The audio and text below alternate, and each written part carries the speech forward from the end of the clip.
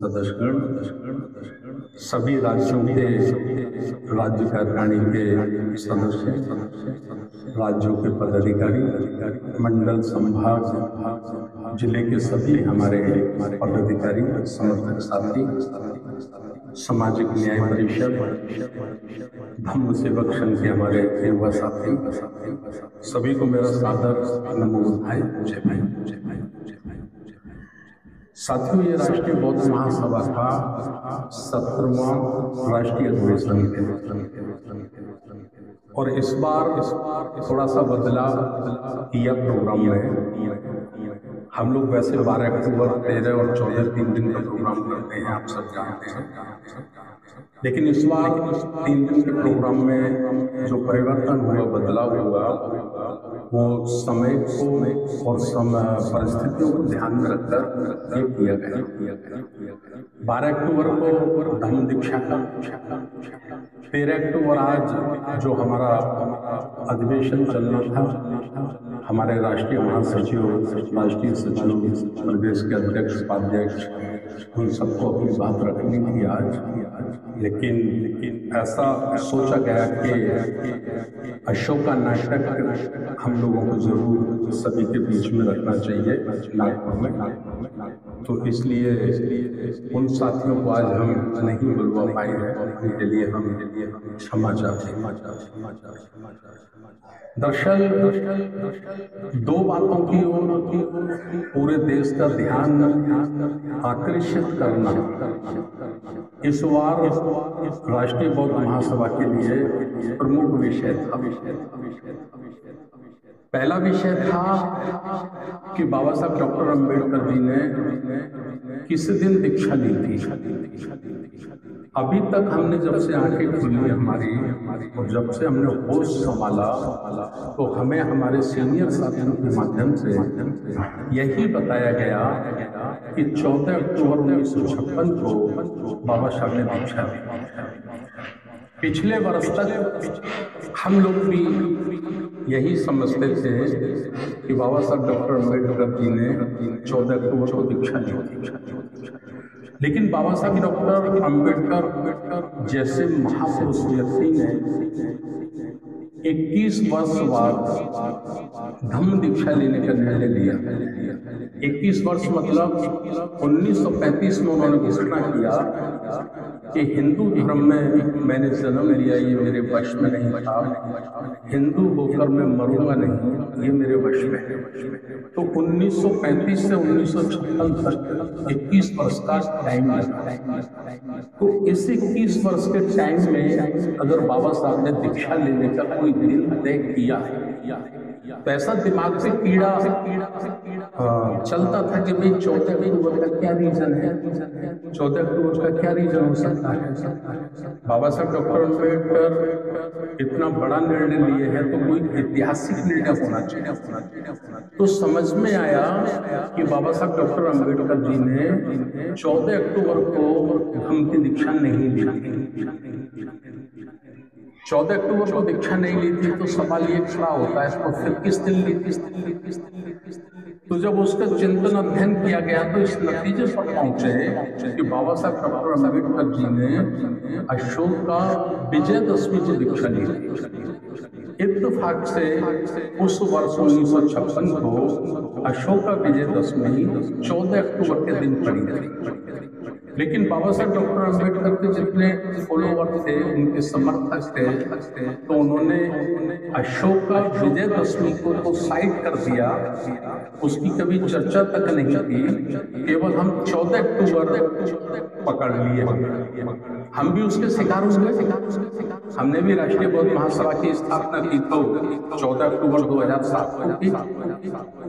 तो इस नतीजे पर पहुंचे कि बाबा साहब ने अशोक का विजयदशमी को दीक्षा ली। अब अशोक का विजयदशमी को दीक्षा ली तो इसका रीजन क्या है? भारत के प्राचीन काल के इतिहास से अशोक का विजयदशमी का क्या रिश्ता है, रिलेशन क्या है? तो ये अशोक का जो नाटक आप आज देखें, इसके माध्यम से ये पॉइंट क्लियर हुआ है कि अशोक सम्राट ने आज से 2200 वर्ष पहले जब धम्म की दीक्षा ली थी, वो जिस दिन दीक्षा ली थी वही दिन भारत में और पूरी दुनिया में अशोका धम्म विजयदशमी के नाम से वो प्रचलित हुआ और वो बौद्धों का प्राचीन काल के बौद्धों का त्योहार बना, उनका पर्व बना। लेकिन पुष्पमित्र शुंग की क्रांति के बाद सब तहस नहस हो गया, खत्म हो गया, हमारी संस्कृति खत्म कर दी गई, हमारे सारे ग्रंथ और जो साहित्य थे वो जला दिए गए, मिटा दिए गए। नालंदा आप सुनते हैं कि जब उसको जलाया गया, आग लगाई गई तो 6 महीने तक उसकी आग नहीं बुझ पाई, इतना जबरदस्त उसमें साहित्य था। तो उसको खोजने के लिए फिर हम लोगों ने ये निर्णय लिया कि भाई इस बार 12 अक्टूबर को अशोका विजयदशमी है, तो क्यों ना हम इस बार अपने राष्ट्रीय अधिवेशन में ये परिवर्तन लाएं और पूरे भारत को ये सत्य बताएं कि अशोका विजयदशमी को बाबा साहब ने दीक्षा ली थी और यही हमारा प्राचीन काल का पर्व है। और इसके पीछे सोच बाबा साहब की रही होगी कि मैं दीक्षा लूंगा तो प्रत्येक वर्ष अशोका विजयदशमी एक बहुत बड़ा पर्व भारत में हो जाएगा और लोग इसे मनाएंगे और प्रत्येक गांव में, कस्बे में, जिले में दीक्षा के कार्यक्रम होंगे। जब दीक्षा के कार्यक्रम होंगे तो हमारे अशोक सम्राट के जीवन की चर्चा होगी और महापुरुषों की चर्चा होगी।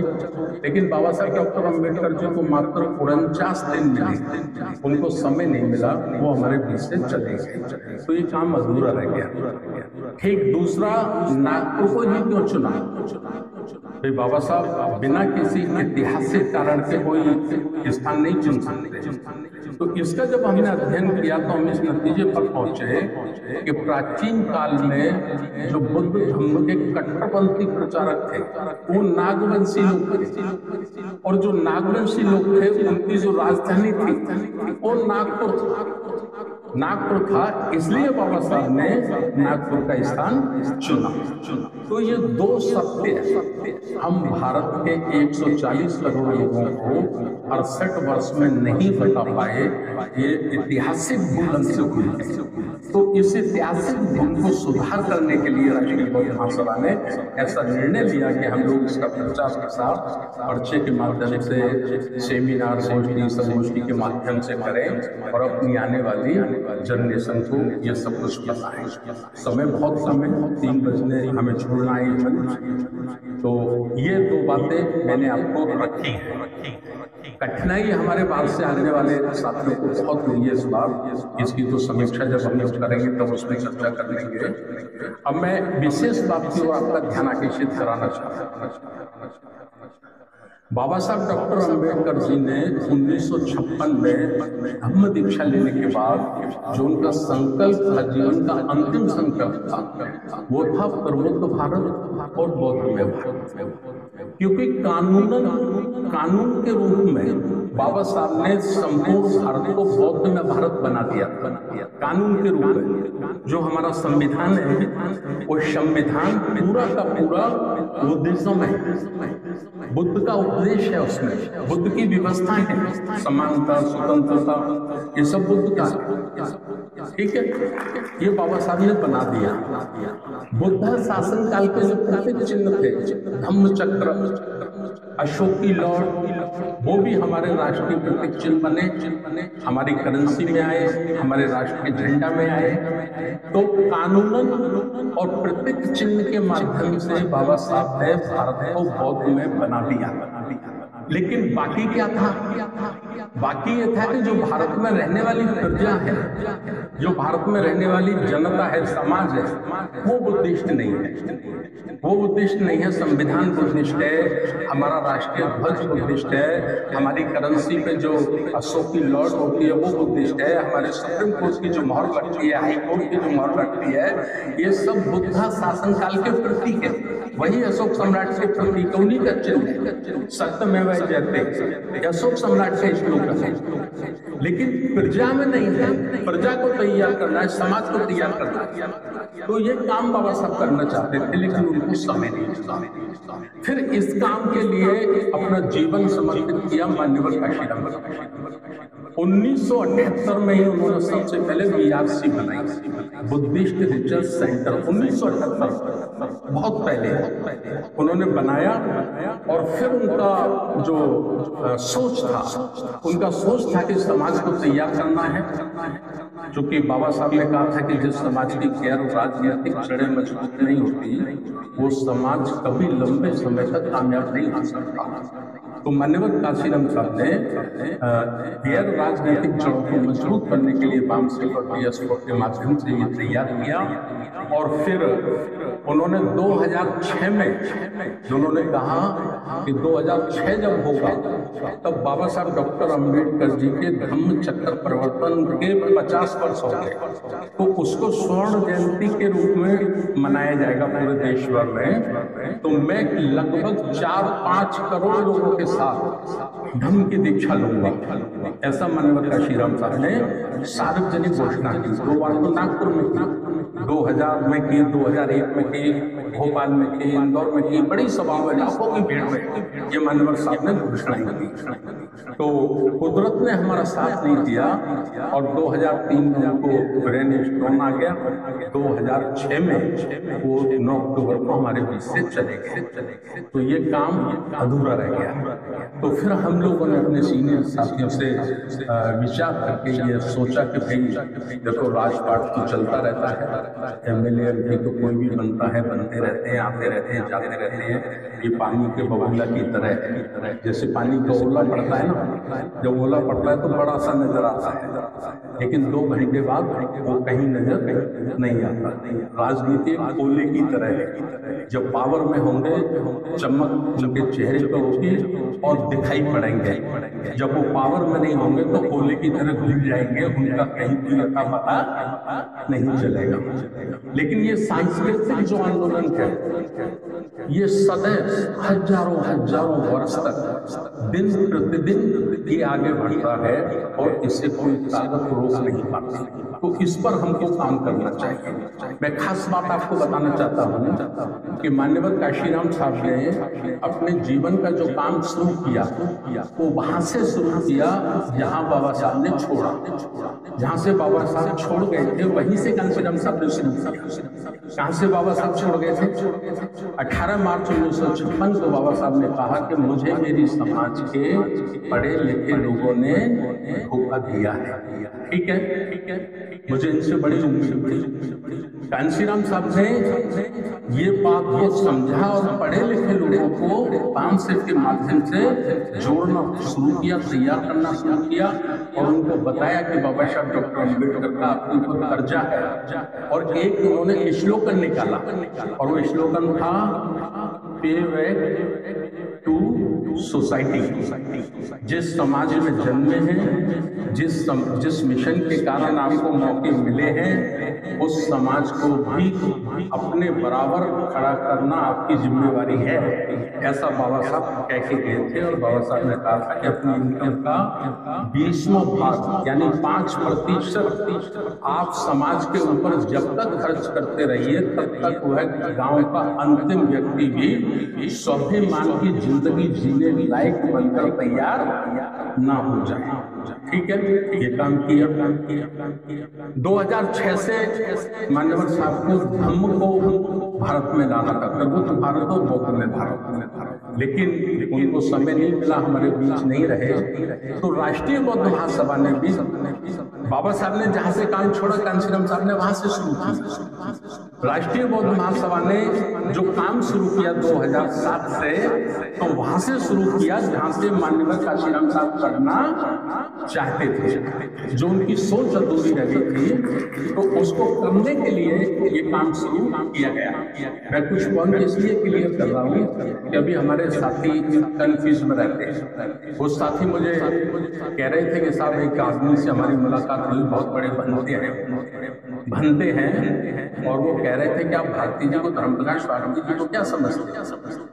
उन्होंने कहा साहब वो हमारे संस्थापक हैं। बोले वो बहुत चालू आदमी है, बहुत चालू आदमी है, धर्म के नाम से जमीन तैयार कर रहा है और देखना जैसे ही जमीन तैयार हो जाएगी वो राजनीतिक पार्टी जरूर बनाएगी, वो राजनीतिक पार्टी जरूर बनाएगा। और बहुत बड़े बनते हैं, कोई छोटे मोटे बनते नहीं है। उम्र भी 74 वर्ष 75 वर्ष है। तो मैंने कहा यार ये तो हमारे साथ को बड़ा कंफ्यूज करते हैं, तो मैं ये बात हम कह रहे हैं कि हम जीवन में कभी भी कोई राजनीतिक पार्टी नहीं बनाएंगे। ये राष्ट्रीय बौद्ध महासभा का निर्णय है, निर्णय है। हम समाज तैयार करेंगे, ऐसा समाज तैयार करेंगे, ऐसा समाज तैयार करेंगे, बाबा साहब फूले अम्बेडकर और बुद्ध को मानने वाला ऐसा समाज बनाएंगे कि उसकी मर्जी के बगैर एमएलए एमपी को छोड़ो मुख्यमंत्री और प्रधानमंत्री भी बनने लायक नहीं होगा। ऐसा समाज का निर्माण करेंगे, ये हमारा उद्देश्य। राजनीतिक पार्टी न बनाएंगे न जीवन में कभी राजनीति में जाएंगे, है ना? बात समझ पा रहे हैं ना? इसके लिए हमें करना क्या है? अभी चर्चा हो गई है तो पूरे भारत को तैयार करना है। जैसे आदरणीय हमारे आचार्य जी ने कहा कि दीक्षा भूमि के दर्शन हम करें, ये बड़ी बात नहीं है। दर्शन करें, अच्छी बातें करना चाहिए, माथा टेकना चाहिए, लेकिन बहुत बड़ी बात ये नहीं है। बहुत बड़ी बात यह है कि दीक्षा भूमि का उद्देश्य क्या है। बाबा साहब ने जिस पावन भूमि पर दीक्षा ली, उनकी तमन्ना क्या थी, उनकी चाहत क्या थी, वो चाहत कैसे कामयाब होगी, वो चाहत कैसे पूरी होगी, उसके लिए हमें काम करना है। उसके लिए हमें काम करना है, तो उसके लिए हमें तैयारी करनी है बड़े पैमाने पर, पूरे देश में तैयारी करनी है। तो तैयारी की कुछ बातें, चूंकि इस बार हमने नोटिंग इसलिए नहीं छपाए कि हमको मालूम था ज्यादा टाइम नहीं मिलने वाला है, ठीक है? तो आप अपने माइंड में नोट करिए। मैं 10 पॉइंट आपको नोट करा रहा हूँ 10-12 मिनट के अंदर, वो नोट कर लीजिए, फिर आगे का काम हम शुरू करेंगे।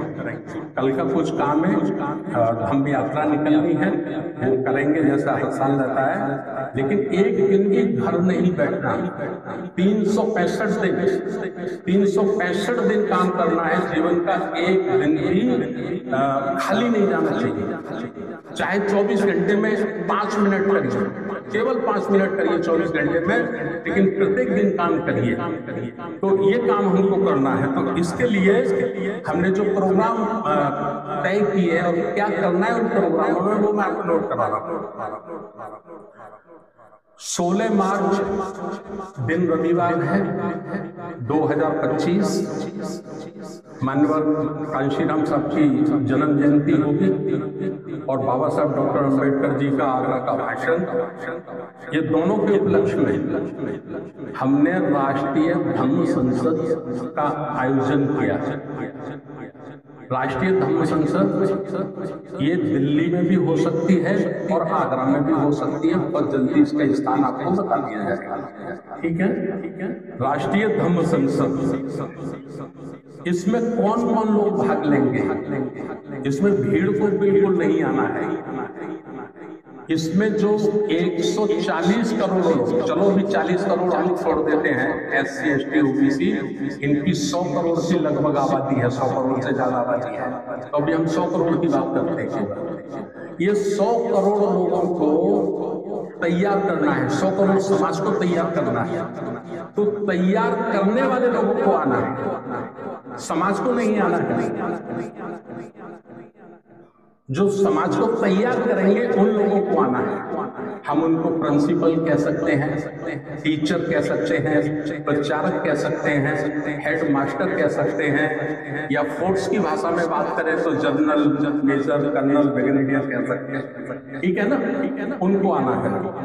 तो इसमें किसको आना है? सबसे पहले 100 राष्ट्रीय कार्यकारिणी के सदस्य, 100 राष्ट्रीय कार्यकारिणी के सदस्य जिनकी सूची बनाई जाएगी, लिस्ट बनाई जाएगी, और उनको कहा जाएगा कि आपको राष्ट्रीय कार्यकारिणी में सदस्य के रूप में प्रस्तावित करने, आपका नाम प्रस्तावित किया गया, ठीक है ना? ये पार्लियामेंट वोट होगा, पार्लियामेंट वोट, अर्थात कोई निर्णय एक व्यक्ति नहीं ले सकता। सकेगा। जो मौलिक निर्णय होंगे, जो मूल निर्णय होंगे, वो हमेशा इस पार्लियामेंट बोर्ड में तय होंगे। समझ गए ना? जैसे लोकसभा है, विधानसभा है, कोई निर्णय तय होते हैं तो लोकसभा विधानसभा में होते हैं बहुमत के आधार पर। क्योंकि आज तक जो हमारे संगठन सक्सेस नहीं हुए, कामयाब नहीं हुए, वो इसलिए नहीं हुए कि वो जिस उद्देश्य को लेकर उनकी स्थापना होती है, फिर वो उद्देश्य पीछे रह जाता है, उस पे एक व्यक्ति का प्रभुत्व काम हो जाता है और वो एक व्यक्ति अपने चापलूस लोगों की टीम तैयार कर लेता है, उस पर वो कब्जा कर लेता है, अतिक्रमण कर लेता है और ईमानदार लोग, अच्छे लोग फिर किनारा कर देते हैं, वो लोग चले जाते हैं। इसलिए हम इसको डेमोक्रेटिक सिस्टम, लोकतांत्रिक प्रक्रिया में लाना चाहते हैं। ठीक है, ठीक है, ठीक है। इसी तरह से प्रत्येक राज्य में 10-10 राज्य कार्यकारिणी के सदस्य, बाद में इसको बढ़ाएंगे संख्या को। अभी पहली कड़ी में केवल 10 लोग रखे गए बड़े राज्यों में, और जैसे छोटे राज्य हैं या केंद्र शासित प्रदेश है, वहां से सिर्फ 5 लोग बस, है ना? तो राज्यवार आपकी लिस्ट बनेगी। अभी 5 महीने हमको कोई बड़ा कार्यक्रम नहीं करना है। 5 महीने तक हम केवल रोजाना संगठन का काम करेंगे, यानी एक सेना तैयार करेंगे, एक टीम तैयार करेंगे जो पूरे देश को बुद्ध में प्रबुद्ध भारत बनाने के लिए काम करेंगे। ठीक है ना? तो 10-10 लोग उसमें से आने हैं, बड़े राज्य से 10, छोटे राज्य से 5। ये राज्य कार्यकारिणी के सदस्य होंगे। इसी तरह से प्रत्येक मंडल, संभाग या कमिश्नरी, ये 3 शब्दों से हम लोग इसको पुकारते हैं। कहीं कमिश्नरी बोलते हैं, कहीं संभाग बोलते हैं, कहीं मंडल। प्रत्येक मंडल से 2-2 साथी उनको इसमें आना है जो सक्रिय होंगे। और आगे किसको आना है? एक जिले से एक व्यक्ति संयोजक या अध्यक्ष, राष्ट्रीय बौद्ध महासभा RBM, एक जिले से सिर्फ एक। इसी तरह से एक जिले से एक संयोजक, अध्यक्ष, सामाजिक न्याय परिषद, एक व्यक्ति बस। ठीक इसी प्रकार से एक नौजवान बच्चा जिसकी उम्र 15 वर्ष से 30 वर्ष के बीच में है, हमारा धर्म सेवक साहब DSS, सिर्फ एक व्यक्ति बस, केवल एक। ठीक है ना? सेना तैयार करनी है। ठीक इसी तरह से एक हमारी कोई उपासिका महिला, यदि हो तो ठीक है, नहीं हो तो कोई बात नहीं, अभी वो अनिवार्य नहीं है। महिला विंग तैयार करने के लिए राष्ट्रीय बौद्ध महासभा महिला विंग के लिए, तो एक कोई महिला घर से लाइए, बेटी हो, बहू हो, पत्नी हो, बहन हो, उसको तैयार करिए। ये काम हमको करना है। ठीक है? इन लोगों को इसमें भाग लेना है, यही लोग इसमें भाग ले पाएंगे। प्रवेश पत्र बनेंगे सबके, बिना पास के एंट्री नहीं होगी, और पास उसी को मिलेगा जो सिस्टम में होगा, जो सिस्टम में नहीं होगा उसको पास नहीं मिलेगा। ये मानकर चलिए। हमारा चौथे नंबर पर है, हम अपने राष्ट्रीय बौद्ध महासभा के राष्ट्रीय अध्यक्ष पद के लिए अपने किसी एक नए साथी की नियुक्ति करेंगे। राष्ट्रीय अध्यक्ष पद के लिए नियुक्ति करेंगे या निर्वाचन करेंगे, ये आप लोगों को करना है ना? मुझे अब ज्यादा अध्यक्ष पद पे नहीं रहना, मेरे को काम करना है। ऐसा मत सोचिए कि मैं अध्यक्ष नहीं रहूंगा तो काम नहीं करूंगा, मैं संस्थापक के रूप में काम करूंगा और अध्यक्ष से ज्यादा काम करूंगा, ये भरोसा रखिए मेरे ऊपर। लेकिन हमको टीम को बड़ा करना है, हमको टीम को बड़ा करना है, परिवार बड़ा करना है। तो इसलिए हम अपने राष्ट्रीय अध्यक्ष की नियुक्ति भी इसमें करेंगे। ठीक है? इस पे चर्चा रहेगी। संपूर्ण भारत में आरबीएम व अन्य सहयोगी संगठन के विस्तार पर बड़ी चर्चा होगी। देखिए, हमें पूरे देश की घेराबंदी करनी है, पूरे देश की घेराबंदी करनी है। तो घेराबंदी करने के लिए और हजारों वर्ष तक इस मूवमेंट को चलाना है, इस विचारधारा को चलाना है। व्यक्ति की एक सीमा है, व्यक्ति को खत्म होना है, लेकिन विचारधारा को चलना है। तो विचारधारा को चलना है तो उसके लिए कुछ जरूरतें महसूस हो रही हैं। जैसे सामयिक विद्यार्थी परिषद, सामयिक विद्यार्थी परिषद, ये मैंने वैसे ही काल्पनिक नाम रखा है, नाम कुछ और भी रखा जा सकता है। हम जो स्कूल में पढ़ने वाले हमारे बच्चे हैं, जो पढ़ने वाले हमारे बच्चे, उनका हमको एक संगठन का निर्माण करना है, जिससे बचपन से ही, छोटी उम्र से ही हम उनको धम्म की विचारधारा से, महापुरुषों की विचारधारा से उनको मानसिक रूप से तैयार कर सके। ये हमको करना है। एक अखिल भारतीय श्रमिक संगठन, श्रमिक संगठन का भी हमको पूरे राष्ट्रीय लेवल पे निर्माण करना है, क्योंकि अभी तक जितने श्रमिक संगठन है भारत में, या जितनी भी हमारी एसोसिएशन है, ट्रेड यूनियन है, वो सब नकारा साबित है। वो सब उसके लीडर्स केवल अधिकारियों की चमचागिरी करते हैं, ट्रांसफर पोस्टिंग इसी काम में लगे रहते हैं। वो कभी वो श्रमिकों के अधिकारों के लिए ना कोई मूवमेंट चलाते हैं, ना कोई कार्यक्रम चलाते हैं, और ना ही उनके संवैधानिक अधिकारों के लिए कभी कोई संघर्ष करते हैं। तो इसकी एक जरूरत महसूस हो रही है। इससे आगे जरूरत महसूस हो रही है अखिल भारतीय मतदाता संगठन। अखिल भारतीय मतदाता संगठन भी हमको एक बनाना होगा, जिससे जो चंड चालाक लोग हैं और जो मानवता विरोधी लोग हैं, वो तो अपनी वोटर लिस्ट को बड़ा दुरुस्त रखते हैं, मजबूत रखते हैं, और हम जो अम्बेडकरवादी लोग हैं, इनकी वोटर लिस्ट का तो पता ही नहीं चलता, पता ही नहीं चलता। बड़ी समस्या चुनाव के समय पैदा होती है। तो अब नेता लोगों को फुर्सत नहीं है, नेता लोगों को इस काम के लिए फुर्सत नहीं है, तो हम लोग गैर राजनीतिक रहकर मतदाता सूची पे भी काम करना चाहते हैं, है ना। और जो अनियमितताएं हैं, जैसे एक उदाहरण में मैं कह दूं कि मेरा विश्वास ईवीएम मशीन पर नहीं है ना। ऐसा भारत में करोड़ों लोग हैं जिनका विश्वास ईवीएम मशीन पर नहीं है, वो वैलिड पेपर से चुनाव कराना चाहते हैं। तो हम ये मतदाता संगठन बनाकर शासन प्रशासन या इलेक्शन कमीशन उन पर ये प्रभाव बनाना चाहते हैं कि भाई जो मतदाता की मर्जी है, जो वोटर की मर्जी है, उसकी मर्जी से उसको स्वतंत्रता दो ना अपना प्रतिनिधि चुनने की। आप जबरदस्ती अपनी व्यवस्था क्यों खोजने का काम करते हैं? तो इस किस्म से ये काम करना है। दूसरा, धन की बहुत बड़ी आवश्यकता है। धन की आवश्यकता है तो कुछ पढ़े लिखे लोगों के बीच में भी हमको काम करने की जरूरत है और उनको समझाना है। वो मूवमेंट पे बैक टू सोसाइटी, जो कांशीराम साहब का फार्मूला था, उस पर थोड़ा हम काम करते हैं। तो इस तरह से ये सब काम करने की जरूरत है। एक केंद्रीय कार्यालय स्थायी रूप से, जो लुम्बिनी के 5 दिवसीय अधिवेशन में तय हुआ था कि हमको दिल्ली पे बनाना है, तो उस पर चर्चा नहीं हुई, उसमें काम नहीं हुआ है। तो हमको अपना स्थायी रूप से राष्ट्रीय बौद्ध महासभा का केंद्रीय कार्यालय बनाना है, उसके लिए हमें काम करना है। मीडिया प्रबंधन कैसे होगा?